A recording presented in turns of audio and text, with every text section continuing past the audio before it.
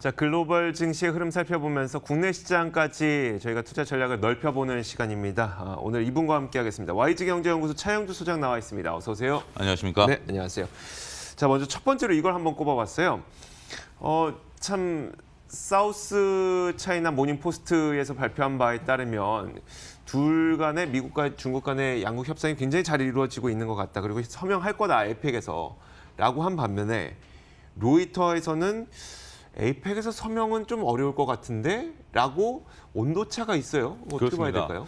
일단은 뭐 저희들이 기사를 볼 때 행간의 뜻을 살펴봐야 될 텐데요. 어제만 하더라도 트럼프 대통령이 칠레에서 그 에이펙 정상회담에서 양국 간의 협상이 서명이 잘 이루어질 것이다, 네. 잘 되고 있다라는 얘기들이 나왔는데 오늘 로이터에서 또 갑자기 이상한 얘기가 이상하다라고 좀 느껴지는 그런 얘기가 발표가 됐습니다. 단독이라면서 냈기 때문에 다른 데서 좀 옮겨 쓰지도 않았더라고요. 그렇습니다. 네. 아직까지는 이런 것들이 이제 확인이 되지는 않고 있는 건데 네네. 미국 당국자의 말을 빌어서 일단은 합의문 협상이 어려울 수도 있다.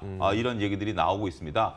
우리는 이렇게 봐야 되겠죠. 일단은 어떤 일을 할 때 실무진들이 난항을 겪고 있는 경우가 있는가 하면 이런 것들을 풀어주는 네네. 위해서는 윗선에서 이런 것들을 풀어주는 경우가 있지만 실무진들이 풀어야 되는 경우도 있죠. 따라서 트럼프 대통령 입장에서는 윗선에서는 그냥 허허 웃는 경우고 네. 실무진들이 이런 것들을 그 위에서 웃고 있지만 밑에서는 좀 치열한 기싸움을 벌이고 있는 그러한 형국이 아니겠는가 그렇게 말씀드릴 수 있겠습니다. 네. 일단은 아직까지 지금 나온 얘기들만 로이터의 얘기를 보게 된다라면 전반적으로 칠레 에이펙 정상회담까지는 합의문 작성이 잘 안 될 수도 있다. 네. 뭐 이런 부분들이죠.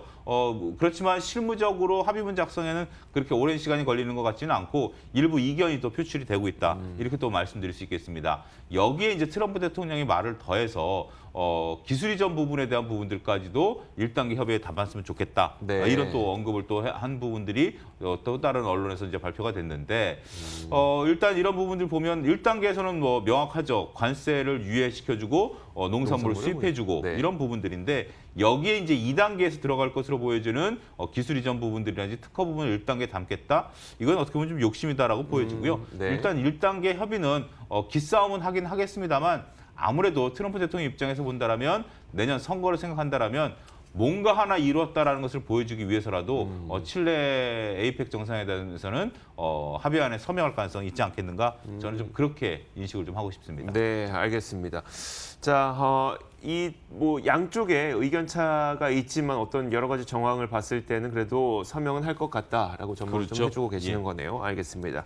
자, 금리도 한번 확인해 보도록 하겠습니다. 저희가 다른 분들하고도 금리에 대한 이야기 굉장히 많이 했었는데 일단 금리 인하에 대해서는 거의 기정사실인 것 같고 중요한 거는 이제 연준의 스탠스가 될 것 같거든요. 그렇죠. 어떤 스탠스를 보이게 될까요? 일단은 지금 뭐 마치 금리 인하가 된 것처럼 이제 또 질문을 해주시는데 일단 금리 인하에 대해서는 우리가 뭐 90% 이상 현재 지금 뭐 기정사실화 하고는 있습니다. 일단은 네. 뭐 선물이라든지 채권 금리라든지 이런 거 반영이 되고 있는데 여기서 투자자분들이 생각하셔야 되는 게 만약 동결이 나왔다. 근데 그게 좀 가능성이 굉장히 낮아 보일 수밖에 없는. 낮습니다만 주식시장에서는 항상 블랙스완이 올 수도 있다라는 거. 저는 네네. 이제 그 점을 좀 여담에서 말씀드릴 수 있는 게 블랙스완은 항상 올 수 있습니다. 따라서 그렇죠. 투자자분들은 그런 거에 대한 일말의 가능성이 있다라면 고민해 보시는 것도 한번 필요하지 않겠는가. 이 방송을 보시는 분들은 그래.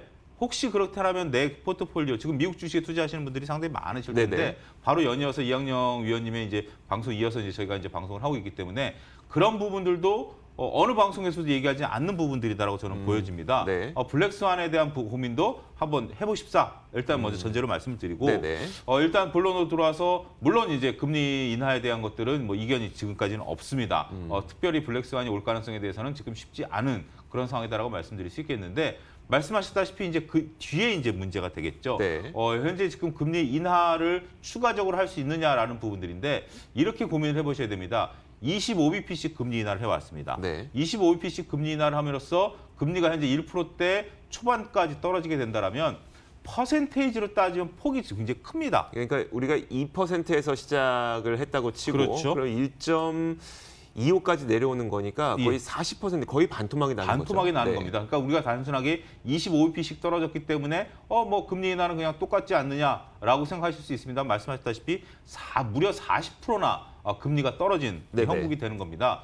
여기서 또 추가로 금리 인하를 하겠다라는 것들은 쉽지가 않은 그런 결정이 될 수 있을 것이고요. 두 번째로 말씀드리면 이제 그렇다면 1%대 초반에서 금리가 떨어지게 되는 거죠. 그렇게 된다면 우리가 소위 말하는 경제학에서 얘기하는 재정 정책 이런 것들이 통화 정책 이런 것들이 이 작용을 하는 부분들이 쉽지 않게 되는 겁니다. 네네. 지금 미국이 유럽에서의 마이너스 금리를 보고 배운 것들이 마이너스 금리가 들어가게 된다면 전통적인 통화 정책이 먹히지 않는다라는 것을 그러니까요. 보고 있기 때문에 네. 현재 미국 입장에서는 그런 것을 회피하기 위해서 먼저 또 금리도 올렸었고 과거에 이런 부분들을 감안하게 된다면 추가 금리 인하는 쉽지 않다. 만약에 추가 금리를 12월 달에 하던 내년에 하든지 간에 그런 것들을 언급하게 된다면 그만큼 뭔가 경기가 안 좋다라는 큰 시그널로 받아들일 수 있겠네요. 시그널로 받아들일 수 있고 큰 뭔가 액션을 보여야 되는데 물론 미중 간의 무역 갈등은 상수로서 작용을 하기 때문에 그런 부분들이 영향을 미칠 수는 있겠습니다만 이러한 부분들이 쉽지는 않지 않겠는가? 따라서 이번 한 차례 금리 인하로서 받아들여야 되지 않겠는가? 저는 그렇게 말씀드릴 수 있겠습니다. 혹시 이제 파월 의장의 기자회견을 통해서 우리가 어떤 부분에 좀 신경을 써야 될까요? 일단은 신중히 관찰한다라든지 아니면 이런 것들의 지속성을 좀 얘기를 한다라든지 이런 그 문구 하나하나를 이제 살펴야 되는데 여러분들 이렇게 보셔야 돼요. FOMC가 발표하는 문구는 정형화된 틀이 있습니다. 맞아요. 네. 정형화된 틀이 있기 때문에 이런 것들을 한글로 번역기를 돌리면 그냥 번역이 되죠. 따라서 문구가 어떤 문구가 바뀌는지 거의 바뀌지 않습니다. 따라서 어떤 문구가 바뀌는지 그런 것들을 빠르게 여러분들이 내일 아침 새벽이죠.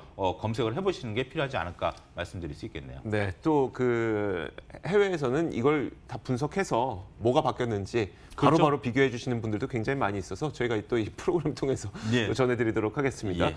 자, 기업 실적에 대한 이야기도 좀 이어가 볼 텐데 기업 실적이 굉장히 변동성이 좀 큰 것 같아요. 기업들마다. 근데 미국뿐만 아니라 우리나라도 좀 그런 것 같아서 기업 실적에 대한 총평을 좀 내려주시면 어떨까요? 그렇습니다. 일단 기업 실적들이 벌써 초반만 하더라도 쉽게 이제 이런 부분들이 이주 아나운서는 공부를 잘하셨기 때문에 저는 전혀 일단은 우리가 성적이 좋게 나오면 집에 뛰어오고 싶은 마음이 들잖아요. 그렇죠. 그렇고 이제 성적이 좋지 않으면 뭔가 좀 감추고 싶은 게 그래서 집에 안 갔어요. 이런 생각이 드는데 보통 이제 밀월 기간이라고 그러죠. 초반에는 좋은 성적들이 이제 발표가 되기 네네. 마련인데 이번 3분기는 좀 과거 2분기, 1분기랑 좀 다른 느낌을 강하게 받습니다. 벌써부터 혼조세가 나타난다는 거죠. 네. 그러니까 성적들이 어제 말씀드렸다시피 무려 S&P 기준으로 했을 때 40% 기업들이 발표했고 80개 기업 80%가 어닝 서프라이즈로 기록을 한 것을 어제 말씀드리긴 했습니다만 네네. 그렇다 하더라도 주요 기업들의 실적만 놓고 본다라면 좋고 나쁨이 워낙 극명하게 갈린다라는 거죠. 오늘 새벽 끝난 뉴욕 증시 같은 경우도 물론 FOMC를 바라보고 있습니다만 어디에 포커스를 맞춰야 될지 상당히 조금 네. 난제가 있었다라고 말씀드릴 수 있겠어요. 기업 실적도 어느 한쪽에 포커스를 맞추기 어렵고 경제 지표도 어느 한쪽에 포커스를 맞추기 어려운 그런 모습들을 보였었기 때문에 뉴욕 증시가 방향성을 잃고 나름대로 하방 압력을 받았다 이렇게 좀 말씀드릴 수 있겠는데요. 네. 따라서 지금 현재 실적들이 이렇게 엇갈리게 나온 것들을 보게 된다면 중국과 연계된 기업들 같은 경우 실적이 상당히 안 좋습니다. 네네. 여전히 미중 간의 무역 갈등의 그 가운데 있기 때문에 그러한 태풍을 피해갈 수 없었다라는 게 여실히 실적으로 나타나고 있고 네. 또 미국의 소비 기업들 같은 경우도 결국 우리가 필수 소비재 같은 경우는 소비를 안 할 수는 없죠. 네네. 하지만 중국으로부터 들어온 소비재 같은 경우 단순하게 20% 이상 가격이 올라가게 된다라면 아무래도 한 번 더 생각하고 소비를 하게 된다라면 그런 부분들이 소비 위축으로 네. 나타날 수밖에 없다라는 것들이죠. 여기에 더 나아가서 기업들 입장에서 본다라면 미중 간의 무역 갈등이 지속이 되다 보니까 투자가 위축될 수밖에 없고 네. 이렇게 된다면 고용이 또 위축되면서 현재 지금 고용률은 유지가 됩니다만 임금 상승률은 유지가 안 되고 있지 않습니까? 네, 그렇죠. 그렇다 네. 보니까 전반적으로 지갑을 여는 게 주춤해지고 있다라는 것들이 여실히 지표로 나타나고 있기 때문에 기업들의 실적들이 엇갈리는 모습들이 극명하게 대립이 되고 있다. 이렇게 말씀드릴 수 있겠습니다. 참 그래서 판단하기 어려운 미국 시장이기도 합니다만 이제 국내 시장에 대한 그럼 실적의 평가는 어떨까요?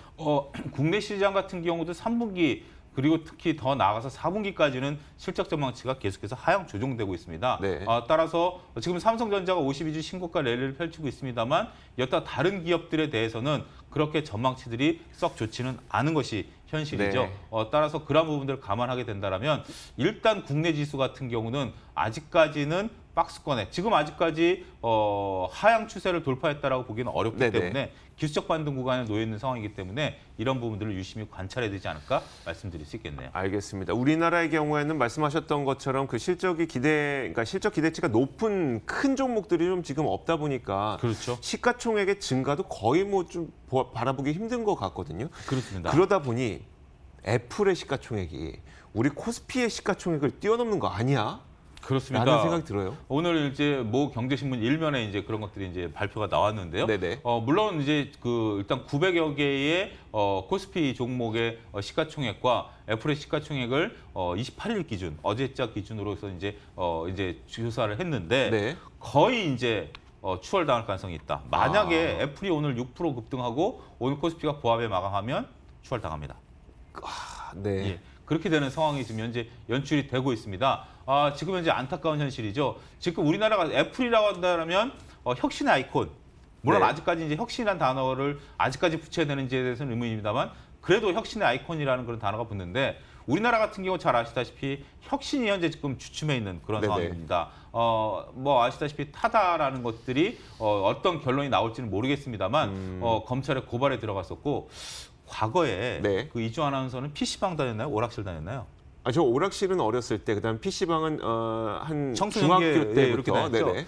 그 오락실 주인들과 PC방이 법정 다툼을 벌였다라는 사실 아십니까? 아니 몰랐었어요. 저도 어저께 이제 페이스북을 보다 알았는데 네. PC방이 이제 오락을 하다 보니까 이런 것은 오락실에서만 오락을 하는 건데 PC방에서 오락을 한다라고 해서 법정 소송이 들어갔답니다. 네, 네. 물론 이런 것들이 이제 법적인 소송 이후에 법안 개정을 통해서 이제 됐는데 그만큼 구경제와 신경제가 맞부딪히는 부분들이 이 법률이 따라오지 못하는 부분들이 있다라는 부분들이 크다라는 거죠. 그렇죠. 아무래도 우리나라 같은 경우 문재인 대통령께서 엊그제 이제 새로운 그런 부분에 대해서 법률에 대한 어떤 개정안을 요구를 하긴 했습니다만 네. 현재 우리나라 같은 경우 정치권이 좀 답답한 모습들을 이유가 어찌됐든 좀 모습들을 보이고 있는 상황이기 때문에 이렇게 신구 경제가 부딪히고 있는 상황에서 과연 혁신과 자율성이 유지가 될지 지금 미국 기업에 많이 투자하시는 분들의 생각은 또 그렇죠. 우리나라가 과연 4차 산업에 맞는 기업들이 있겠는가? 네네. 그렇다면 나는